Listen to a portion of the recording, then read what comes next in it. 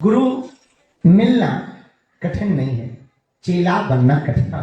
हमारे गुरु जी बहुत गालियां में फक्कड़ थे और फक्कड़ महात्मा, बड़े अद्भुत महात्मा थे और इतनी सेवा करवाई कि हमें पता है।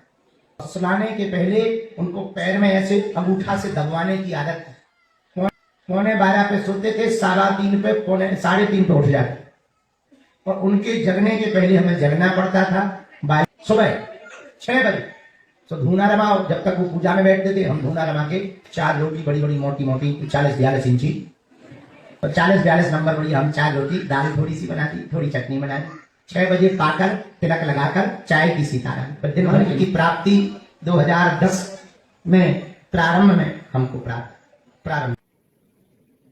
हमारे गुरु जी ने तो हमें 12 साल हैरान किया। हमारे गुरु 12 साल और इतनी सेवा करवाई कि हमें पता है। 11:15 पे सोते थे और सुलाने के पहले उनको पैर में ऐसे अंगूठा से दबवाने की आदत थी। 11:15 पे सोते थे, 3:30 पे 3:30 पे उठ जाते और उनके जगने के पहले हमें जगना पड़ता था। बाल्टी रखनी पड़ती थी, क्योंकि पुराना जमाना पे हेड पंप पे नहाते थे तो बाल्टी रखनी पड़ती थी, गमछा रखना पड़ता था। इसके बाद में 6 बजे उनको टिक्कर चाहिए, सुबह 6 बजे तो धूना रमाओ, जब तक वो पूजा में बैठते थे हम धूना रमा के 4 रोटी बड़ी बड़ी मोटी मोटी 40-42 इंची। हाँ, कई बार ऐसी बच्चे ही थे कच्ची रह जाती थी, लेकिन गुरु तो गुरु होता है, उसको भी बड़े प्रेम पूर्वक वो खा के कहते थे बहुत अच्छी बनी। ऐसा थोड़ी शिकायत नहीं तो 40-42 नंबर बड़ी हम 4 रोटी, दाल थोड़ी सी बनाती, थोड़ी चटनी बनाती। 6 बजे पाकर तिलक लगाकर चाय की सितारा, पर दिन भर के लिए चाय चालू हो जाती ऐसे भजन।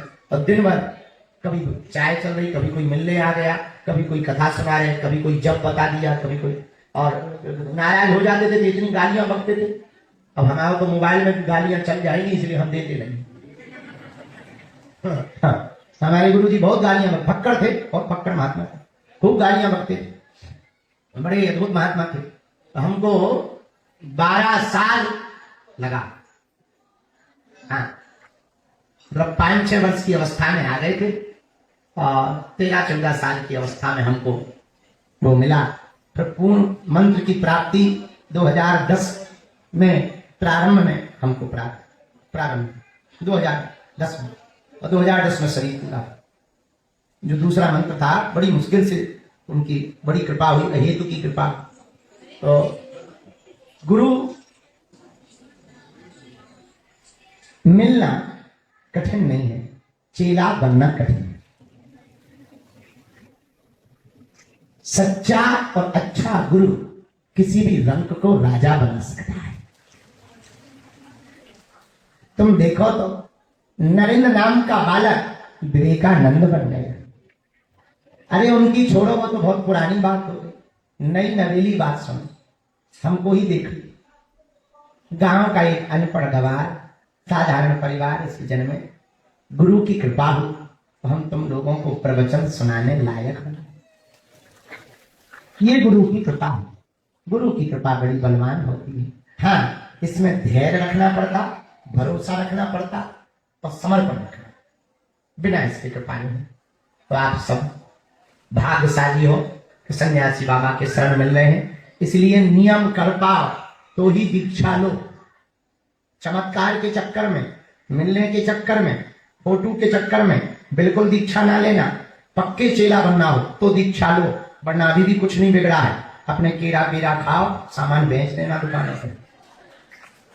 हाँ बिल्कुल कहा, क्योंकि हमारे गुरु ने कहा है 100 लंगड़े घोड़े पालने से बेहतर है एक ठीक ठाक घोड़ा पाला जाए।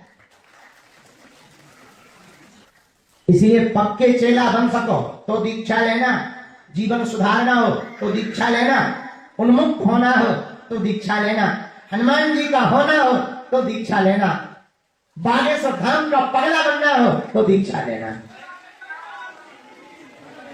बोलो सीताराम, जोर से बोलो, जोर से बोलो।